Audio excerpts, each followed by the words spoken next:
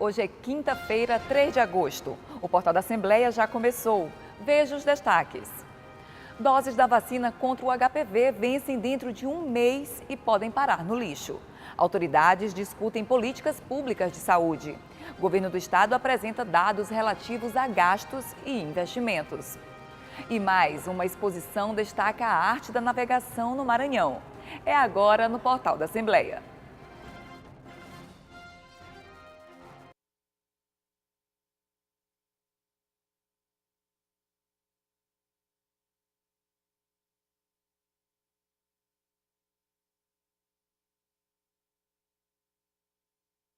A Câmara dos Deputados rejeitou a denúncia contra o presidente Michel Temer. Isso porque eram necessários o mínimo de 342 votos para autorizar o Supremo Tribunal Federal a investigar o presidente. No entanto, a soma dos votos a favor do parecer da Comissão de Constituição e Justiça, contrário à admissibilidade da denúncia, impediu que esse número fosse alcançado. A vitória do governo foi conquistada durante a votação da bancada do Rio de Janeiro. Segundo a Secretaria da Câmara, votaram 492 deputados, 263 a favor do relatório, 227 contra e 2 abstenções. Houve 19 ausências. Com o resultado, a Câmara não aprova a admissibilidade para que o Supremo Tribunal Federal investigue Temer. Com essa decisão, a denúncia é suspensa e só pode ser retomada depois que Temer deixar a presidência da República. Foi a primeira vez que um presidente da República foi alvo de um pedido de investigação no exercício do mandato. Com o impedimento da autorização, caberá ao presidente da Câmara dos Deputados comunicar ao STF o resultado da votação e a impossibilidade de abrir investigação contra o presidente Michel Temer. Agora vamos falar de saúde. É que este ano o Ministério da Saúde ampliou a oferta de vacina contra o HPV. A meta é vacinar 80% dos quase 7 milhões de meninos de 11 a 15 anos e das 4 milhões de meninas de 9 a 15 anos. Em São Luís, o problema é que as doses vencem dentro de um mês. Que vencem dentro de um mês e podem parar no lixo. A explicação é essa: as salas de vacinação dos postos de saúde têm pouco movimento. Na unidade do bairro de Fátima, Luiz Gabriel sabe a importância da imunização. Para evitar um câncer de pênis. É importante, então, você sabe, né? É importante para prevenir outros tipos de doenças. O problema é que grande parte dos meninos da idade de Luiz não está sendo imunizado. Tem algumas vacinas e alguns postos que estão prestes a vencer. Então, eu dou uma chamada para essas mães, né, para elas trazerem essas crianças para vir se imunizar. A vacinação contra o HPV deve ser aplicada em meninas de 9 a 15 anos incompletos, meninos de 11 a 14 anos, além de homens e mulheres de 9 a 26 anos portadores de HIV, transplantados de órgãos sólidos ou tratamento oncológico. O Brasil é o primeiro país da América do Sul e o 7º do mundo a oferecer a vacina contra o HPV, e o esquema vacinal inclui 2 doses. Desde o início da imunização, em 2014 até junho deste ano, foram aplicadas 17 milhões e meia de doses na população feminina de todo o país. Com idade entre 9 e 15 anos, foram imunizadas com a primeira dose 8 milhões e meio de meninas, 72,4% do total de brasileiras nessa faixa. Receberam o esquema vacinal completo, com 2 doses, 5 milhões e 300 mil meninas, o que corresponde a 45% do público-alvo. Já em relação aos meninos, no mesmo período, 594 mil adolescentes de 12 a 13 anos se vacinaram com a primeira dose. Cerca de 16% dos 3 milhões e meio de meninos nessa faixa que devem se imunizar.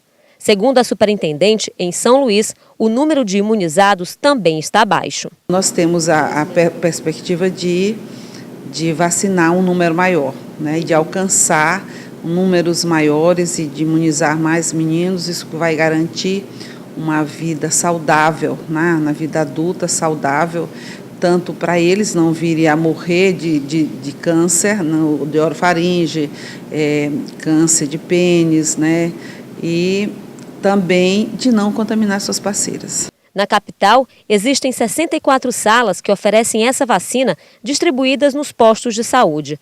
As unidades funcionam de segunda a sexta, das 8 da manhã às 5 da tarde. Vamos adotar novas estratégias, que é aquele retorno, como nós fizemos no período de imunização das meninas, no primeiro momento, vacinando nas escolas. Então, nós estamos montando já as equipes. Então, na próxima semana já iniciamos, que agora dentro deste mês de agosto, nós iniciamos já essa estratégia nova, este retorno de vacinação nas escolas. A Escola Superior da Magistratura do Maranhão realizou o primeiro seminário de políticas públicas de saúde. Juízes, promotores, advogados e defensores públicos discutiram vários assuntos, como a presença cada vez mais constante do Poder Judiciário no cotidiano da gestão em saúde. A Associação dos Magistrados do Maranhão sediou a abertura do primeiro seminário de políticas públicas de saúde, promovido pela Escola Superior da Magistratura do Maranhão.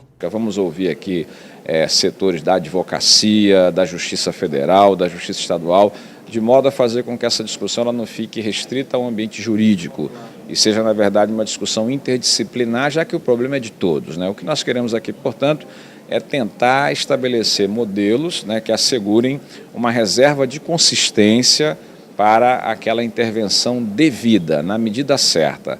A intervenção, portanto, que assegure direitos fundamentais do cidadão, mas que não desorganize, por outro lado, o sistema de justiça. A preocupação por aqui é com um alto número de ações judiciais ajuizadas em vários setores do Poder Judiciário com relação a problemas de saúde. Diante disso, promotores, juízes federais, estaduais, desembargadores, defensores públicos e outras autoridades se reuniram para debater sobre o assunto. É uma discussão até que por exemplo, nos tem ensinado e nos tem obrigado a criar canais de debate com todos os outros segmentos de governo, como o Poder Executivo, com o próprio Poder Legislativo, porque é uma questão que não diz respeito tão somente, única e exclusivamente, ao Poder Judiciário. Porque, como eu digo, são políticas públicas que terminam sendo levadas na via de ações judiciais ao Poder Judiciário. A discussão, que já ocorre em vários estados do país, envolve a sociedade e os poderes públicos. O governador Flávio Dino, ex-juiz federal, foi o palestrante da noite. O nosso objetivo é que o Judiciário acompanhe esse esforço e nos ajude para que nós possamos mobilizar cada vez mais recursos para essa tarefa e que haja uma maior eficiência, abrangendo não só a quantidade de gastos, mas também a qualidade dos gastos. E por isso eu acho muito importante esse momento de apresentação das políticas que cabem ao Executivo e de nós podermos ouvir ao longo do seminário, que começa hoje e se estende por outros dias, aquilo que o Judiciário considera sobre os serviços de saúde do Maranhão e do Brasil. Quando se fala em judicialização, é possível dizer que o número de casos envolvendo saúde e justiça é crescente. Essa situação tem suas consequências. Então, a demanda individual, embora de um lado ela garanta o direito a quem procura o Poder Judiciário, ela de alguma maneira gera consequências negativas para outras pessoas que não tiveram acesso à justiça. Nas demandas coletivas, ao contrário, o que se busca é a organização da rede, a boa governança, enfim, existem outros instrumentos que podem resultar em melhor qualidade dos serviços de saúde que não sejam as ações individuais que tem esse aspecto aí bifronte, né? De um lado resolve o problema de uma pessoa e muitas vezes causando um problema para outra. Obras de infraestrutura na capital, emendas impositivas, calendário de pagamento e metas fiscais do Executivo Estadual foram alguns dos assuntos discutidos pelos deputados na sessão plenária desta quarta-feira. Quarta-feira foram abertos pelo deputado Fábio Braga. Durante o pequeno expediente, o parlamentar lembrou do momento delicado na economia dos estados brasileiros e ressaltou a importância em se garantir o cumprimento do calendário de pagamento dos servidores em municípios maranhenses. temos que tomar para as prefeituras como exemplo o governador, que vem cumprindo até hoje à risca o seu calendário de pagamento, fazendo com que o Estado do Maranhão seja reconhecido. Quando estive com o governador, foi um dos tópicos que tratamos, foi justamente essa questão. O governador de São Paulo perguntando como a realidade do Nordeste estava conseguindo passar essa maré de problemas que tem enfrentado e de dificuldades. O deputado Rigo Teles ressaltou a importância econômica da exposição agropecuária de Grajaú para a região central maranhense. Já o deputado Raimundo Cutrim tratou da duração de curso de formação para policiais maranhenses e fez uma análise ao cenário político brasileiro. O deputado Levi Pontes tratou da primeira reunião da Comissão de Orçamento da Assembleia e destacou o cumprimento das metas fiscais pelo Executivo Estadual. Já o deputado Bira do Pindaré lembrou de parcerias entre o município de Santa Luzia do Paruá e o governo do estado, principalmente na área de saúde. Parabéns ao povo, parabéns ao prefeito Plácido de Holanda e toda a sua equipe, e que a gente prossiga essa luta, porque outras vitórias virão, outras conquistas virão, inclusive nos próximos meses, se Deus quiser, a inauguração do Hospital Regional, que será sediado no município de Santa Luzia do Paruá. O deputado César Pires voltou a tratar da necessidade em se adotar o sistema de emendas impositivas no Legislativo maranhense. Maior do que qualquer governo é aquilo que nós podemos levar ao nosso povo, por meio dessas emendas. Fica aqui o meu registro, o meu apelo aos meus pares, que dispam-se de qualquer sentimento político, partidário ou de lado neste momento, mas que observe a valorização dessa casa. E o tema emendas impositivas também foi tratado pelo deputado Wellington do Curso. Já o deputado Edivaldo Holanda fez um pronunciamento sobre as obras de infraestrutura na capital maranhense que vem beneficiando milhares de famílias, principalmente com o programa Asfalto na Rua. Parabenizo, portanto, o prefeito da capital, Edivaldo Holanda Júnior, pelo lançamento do programa Asfalto na Rua. Programa bem-vindo, programa aplaudido, recebido com alegria pelos moradores do eixo Itaquibacanga, mas também recebido com muita alegria pelos bairros de outras regiões da nossa capital. E a sessão desta quarta-feira foi marcada pela volta do deputado Marcos Calda ao parlamento. Ele ocupa a vaga do deputado Alexandre Almeida, que entrou de licença. E ainda na sessão desta quarta-feira, o deputado professor Marco Aurélio tratou de reformas em uma escola no município de Amarante. E o último orador da sessão foi o deputado Adriano Sarney, que criticou a propaganda do governo do estado quanto ao programa Escola Digna.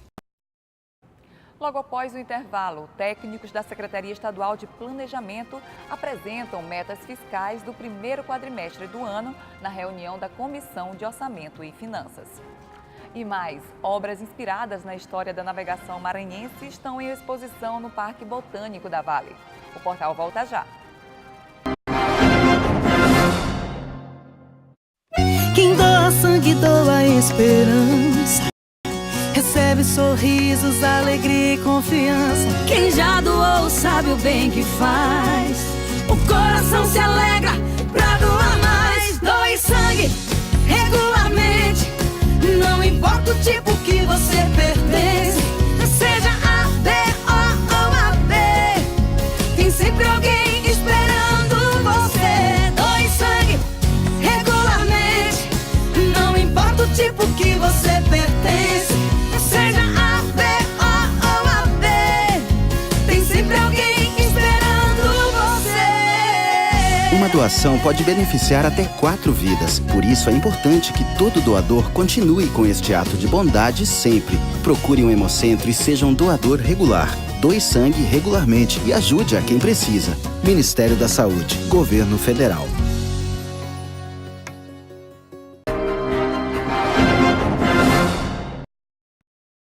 Técnicos da Secretaria de Estado de Planejamento e Orçamento apresentaram ontem os dados relativos a gastos e investimentos do governo do Maranhão no período de janeiro a abril deste ano. Foram apresentadas ainda as metas fiscais para o primeiro quadrimestre de 2017. Técnicos da Secretaria de Estado de Planejamento e Orçamento apresentaram as metas fiscais referentes ao primeiro quadrimestre de 2017.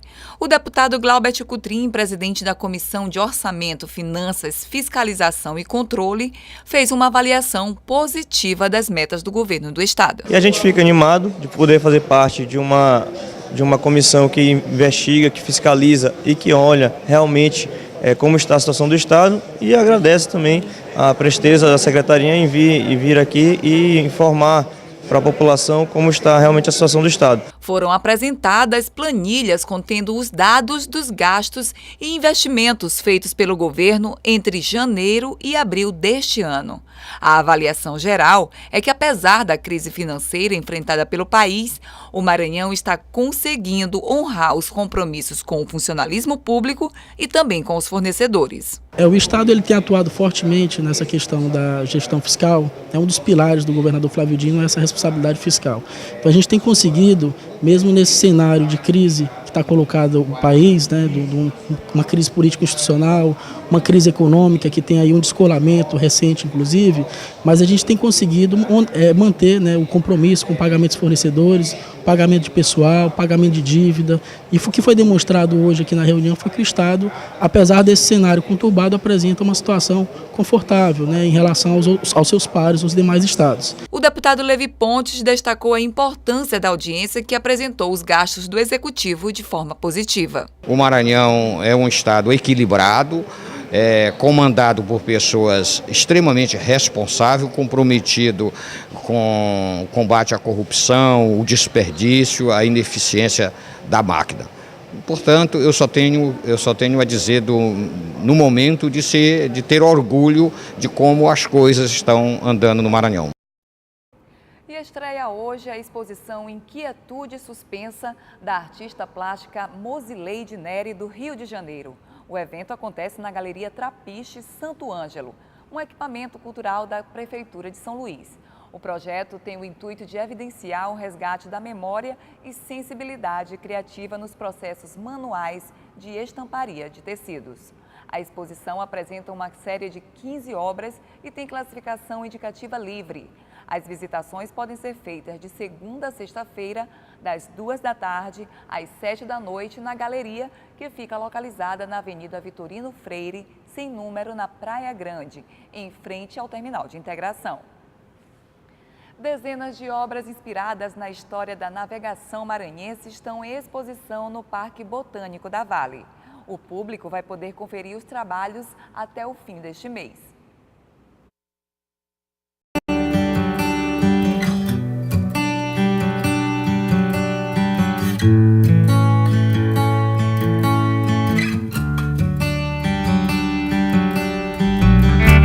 A exposição está acontecendo no Parque Botânico da Vale e reúne dezenas de obras inteiramente maranhenses. A iniciativa de expor telas inspiradas no litoral é do comandante Ramos, que já coordena esse trabalho há bastante tempo.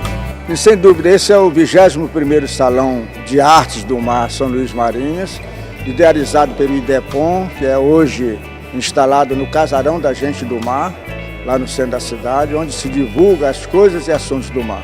O propósito maior do salão é divulgar, incentivar, motivar, sensibilizar o artista para as coisas e assuntos do mar. Por isso que o tema é Marinhas, tudo aqui é Marinhas, né? Porto, navio, água, mangue. Então, incentivar o povo para as coisas e assuntos do mar. É uma alegria muito grande fazer parte disso, porque além de privilegiar esses artistas, nós podemos incentivar na população o interesse pelo mar e pelas coisas do mar, que é o nosso propósito maior. Durante todo o mês de agosto, o salão vai receber mais de 30 obras da Mostra São Luís Marinhas, composta por quadros que contam a história da navegação do Maranhão. Na verdade, é uma parceria entre a Vale, o IDEPON, o Singamar, com apoio também da Capitania dos Portos, né? Esse é um espaço que é aberto ao público, né? Nós estamos agora com uma exposição chamada São Luís Marinhas, né? Promovida em conjunto com a parceria Vale e IDEPON. São uma exposição de várias telas de artistas locais, com o tema Coisas do Mar, né? Tanto a parte de navios, embarcações, mar, né? E a gente convida todo mundo a visitar aqui essa exposição, vai ficar aberta até o dia 5 de setembro. A exposição São Luís Marinhas ajuda a divulgar o trabalho de artistas maranhenses, principalmente iniciantes. Esses artistas, em geral, são alunos de escolas de arte e ateliês que buscam como inspiração o mar.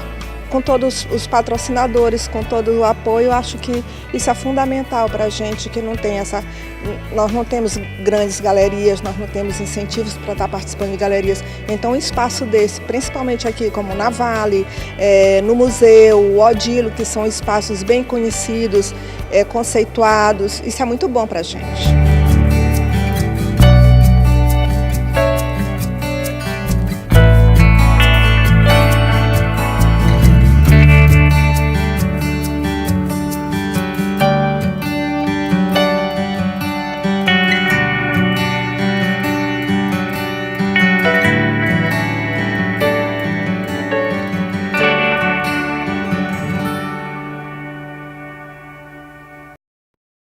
E o Portal da Assembleia de hoje termina aqui. Você pode rever essas e outras reportagens pelo site al.ma.leg.br/tv e também nas nossas redes sociais.